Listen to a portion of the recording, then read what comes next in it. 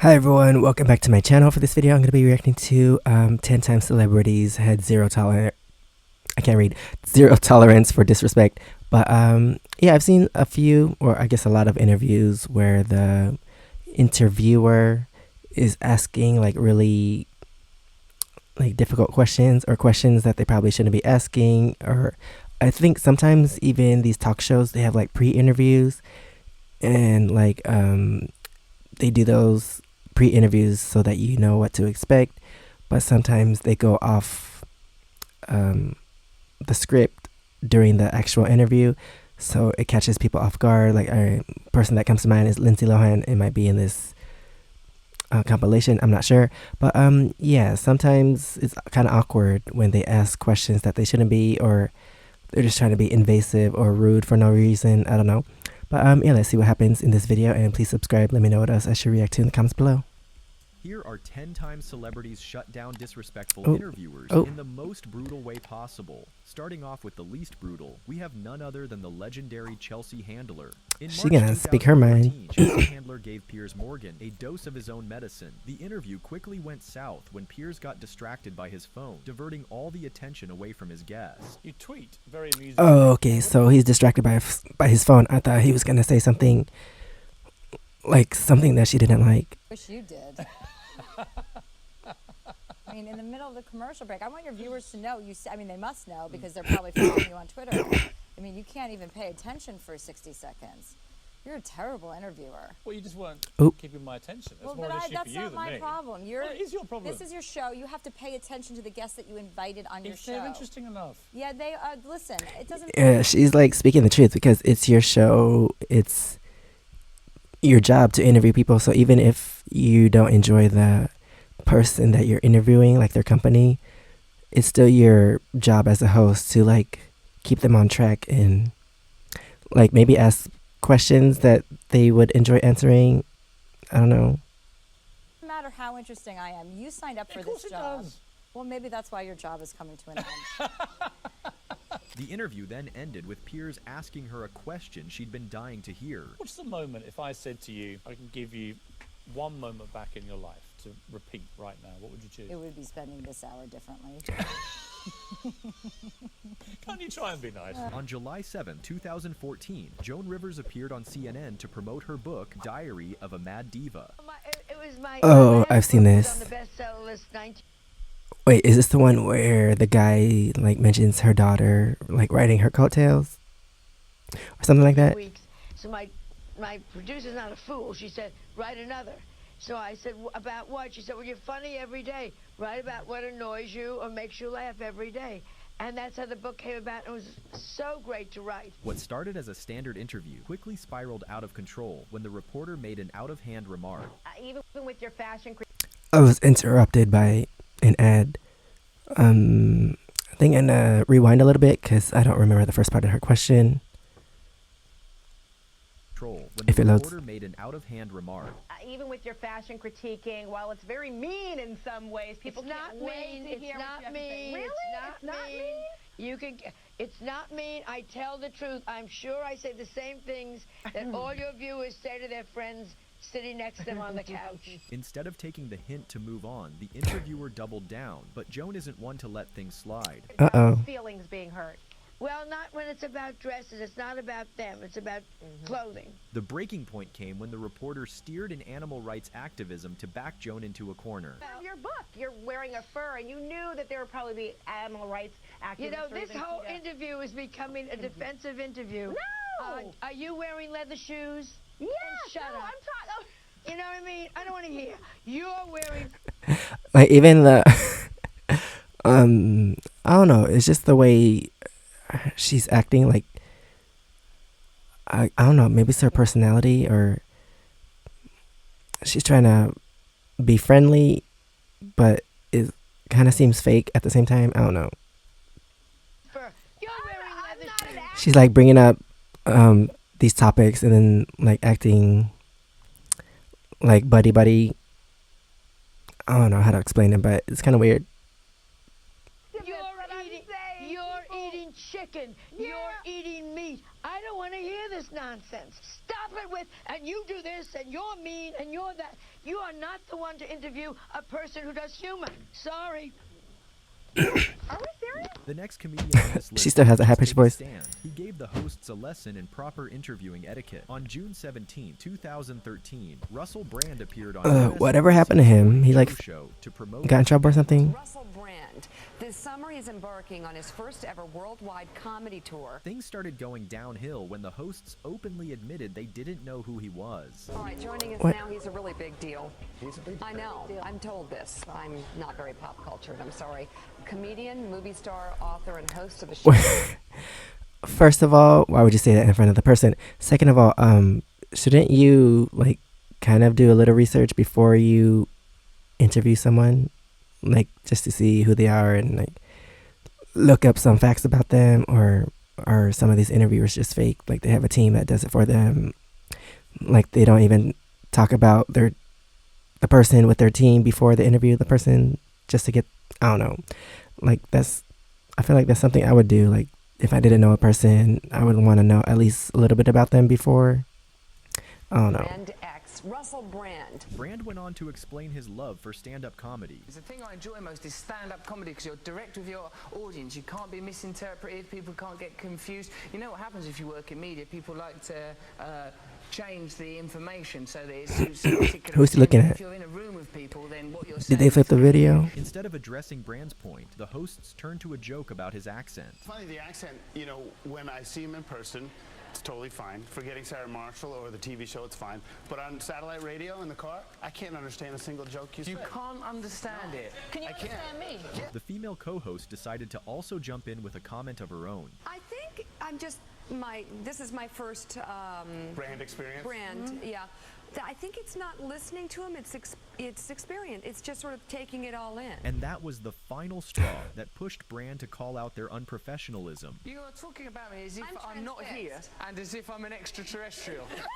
You know I'm from a country that's near to you. Dummy. We're just sort of admiring the whole, it's the whole thing, isn't Well, it? thank you for your casual objectification. Jim Carrey encountered a reporter Yeah, who this tried to make awkward fun of his interview. painful recent divorce. On September 10th, 2017, Jim Carrey attended New York Fashion Week, where he unexpectedly encountered E! News interviewer Kat Sadler on the red carpet. Why are they walking in circles? Yes. I've covered a lot of fashion weeks. This is the first time I've run into Jim Carrey. What is Excited going to on? interview the legendary actor-comedian, the reporter opened with an insensitive question. Is it true you're wandering the streets? You need a date to the party? What's up? No. I'm doing just fine. Understandably stunned by the question, Jim was baffled and went on to say, So I wanted to find the most meaningless thing that I could come to and join, and here I am. They're I celebrating. mean, you got to admit it's completely meaningless. Well, they say they're celebrating icons inside. Celebrating Do you believe icons, in boy, icons? that is just the absolute. I think I missed it. What was this event for? You see her face like, I should not have interviewed him. Do you believe in icons? trying to salvage the conversation, she attempted to shift the tone. You don't believe certain icons have the power to make change, to think differently, to be bold, to inspire others? Artistry? You're one of them. Then Carrie finished it off with an iconic and unforgettable line. On the good foot. Ha! Yeah. You shut her down now. I don't know what that is. What's that from? Quite like it did on the 14th of April 2015, when Bill Burr appeared on Fox's morning show to promote his animated series, F is for Family. Bill Burr, welcome to Good Day New York. How are you? Thank you for having me. Well, the show is so funny. I mean, I'm just, is it based on your real life, or is it, you know? Yeah, no, it's definitely based on my life. What started as a standard promotional segment took a sharp turn just 2 minutes in, as the female host confronted him about some of his past jokes. So your Christian background is part of the show, or at Yes, least and two I wanted episodes. to talk to you about Jesus after this. Well, the only reason why I bring it up is some people thought maybe you went a little too far. You know. As far as what? Well, they thought that maybe you were being disrespectful to the Christian religion. Who did? In typical Bill fashion, he didn't back down. He turned the tables, took control of the moment, and went all in on the host. I mean, we did maybe 2 jokes about that? Yeah, exactly. Don't you think the Catholic Church went a little too far? More so than my cartoon. All right, listen. A couple of jokes. I know this is a morning show. You can't bring up all those crimes. This wasn't the first time Bill had to deal with someone pushing boundaries. He also publicly shut down Tony Hinchcliffe after being invited to his show. They're making references to stuff that I don't even know about. And humiliating others for laughs and personal gain. At first, Bill seemed to be enjoying himself, walking in with his usual charm and wit, but it soon became clear he didn't fully know what he was signing up for until one particular comedian took the stage. Just compliment someone, put it in the context of a joke, and an idiot will make a fool of himself. It didn't take long for Bill to pick up on how Tony sets up amateurs for failure. But it's 1 minute now, and let's just put an end to this, shall we? Oh, thank you. And true to form, Bill couldn't just sit back and stay quiet. Yeah, but didn't you kind of him with the music on the way up? You know, you're like, he's gonna suck. You put it in everybody's mood. It's like, can you give him a chance? Yeah. This is brutal. Is this gonna be an hour? I don't want to do this to people. Horrible. Nobody can be funny in a minute. Someone laugh. I was like, what was that? Comic whose response forced the interview to shut down. In 2007, Jerry Seinfeld's promotional tour for his new movie brought him to the legendary Larry King. Instead of focusing on the movie, Larry seemed fixated on discussing how Jerry's classic sitcom Seinfeld came to an end. 180 episodes. You gave it up, right? I did. They didn't cancel you. You canceled them. This odd remark shocked and insulted Jerry. You're not aware of this? No, I'm asking you. You think I got canceled? Are you under the impression that I got canceled? Have I hurt you, Jerry? I thought that was pretty well documented. Is this still CNN? Don't most shows go down a little? Most people do also. But,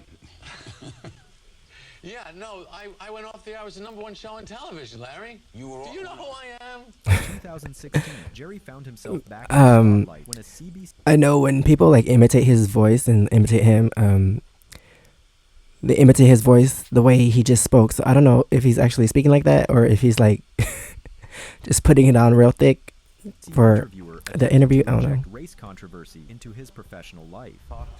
I have noticed that most of the guests are mostly white males. Of 22 episodes. Yeah, that let's get into that.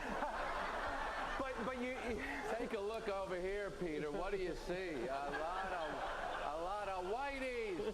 Oh, this really pisses me off. On October 5th, 2022, Shane Gillis joined the Flagrant podcast to promote the latest Gilly and Keeves special. I think I heard about this. Coming out, okay? They have a live special, and they're gonna sell it. And then he calls him out for something. I forgot. GillyandKeeves.tv. The tone of the discussion shifted when the hosts drew a comparison between Shane and a TikToker with Down syndrome. Bro, Shane actually has been working out, dude. This is... Yo! Let's see it. Hold on. That's crazy. I forgot what he says though. I've seen this. Is this from West Point? Having close Well, clip of with it. Down syndrome, Shane did not appreciate the joke. I don't think that's funny. But yeah, I see that. I see why. The hosts added fuel to the fire by showing yet another clip of someone with Down syndrome dancing to a TikTok video, and that's when Shane had enough. But also, like I've seen clips about this guy's show. So this isn't like I don't watch the show. I've only seen clips because people are talking about it and like in a negative way. But also like his co-host, I guess they're his co-hosts. I don't know. I don't watch the show, but they seem like they laugh at anything. Like if it's like the laughing version of a Yes Man, like they just laugh at anything, even though it's not funny. So like I can't stand people like that. Also, that's why I cannot do like go to stand-up comedy shows because like if I don't think something's funny, I'm not gonna fake laugh just because you can see me, like, because that's weird. So I don't understand why people fake laugh for like just because like you want to stay hired for the show. I don't know.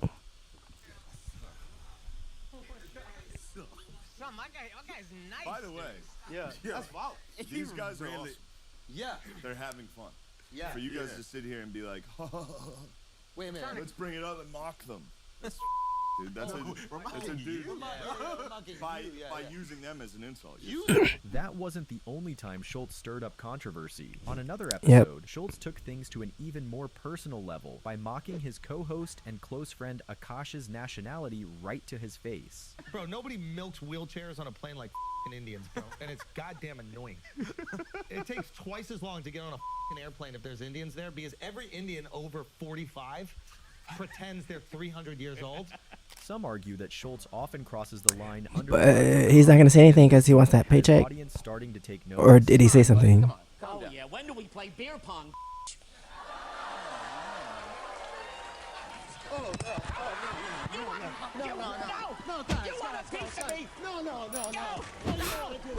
I think my nose is trying to leak. Brings us to the final story, one that divided opinions, with some siding with the comedian and others backing the interviewer. At the 2022 I think this interview she asked about Will Smith.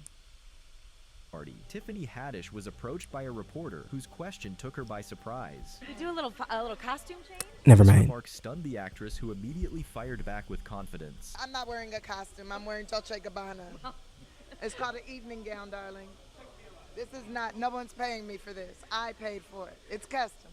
Thank you. Sensing the misstep, the reporter attempted to smooth things over, but Tiffany wasn't finished just yet. Time of death.